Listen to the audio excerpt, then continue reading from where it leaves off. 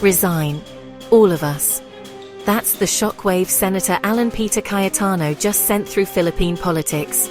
He's calling for everyone, the president, the vice president, the entire Congress, to step down and start over through a snap election.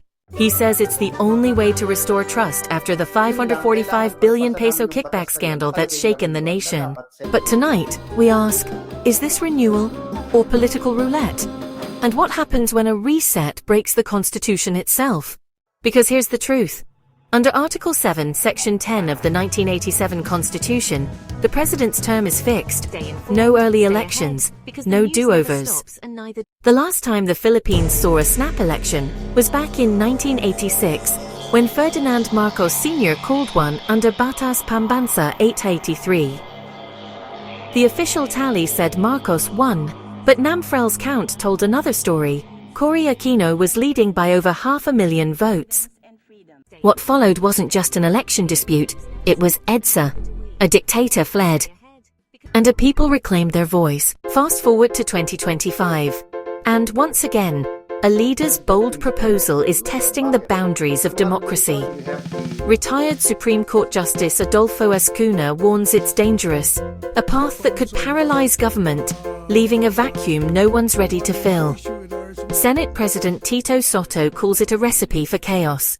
Senator Panfilo Lacson goes further, saying a sudden election might only invite more corruption as candidates scramble for votes and power. And the palace? Dismissive. Spokesperson Claire Castro said the president has no time for politicking, especially as the country reels from disaster recovery. Even in the House, voices like Representative Percival Zendaya say the answer isn't another ballot, it's accountability.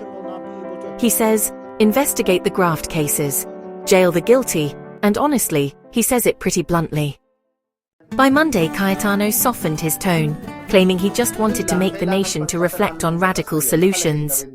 But history reminds us that not every radical idea leads to reform. When Marcos promised renewal in 1986, it ended in revolt. As Tito Sotto put it, we don't need a snap election.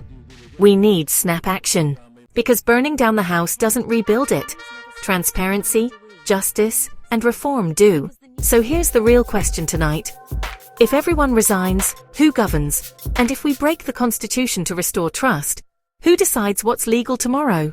And if power resets overnight, who ensures it's not seized by the very forces the people once defied? History whispers its warning.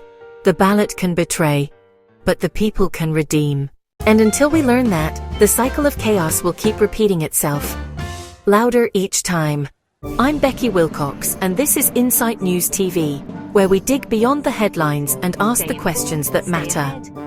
If you found this analysis eye-opening, like, share, comment your thoughts, and subscribe for more in-depth breakdowns of the stories shaping our nation.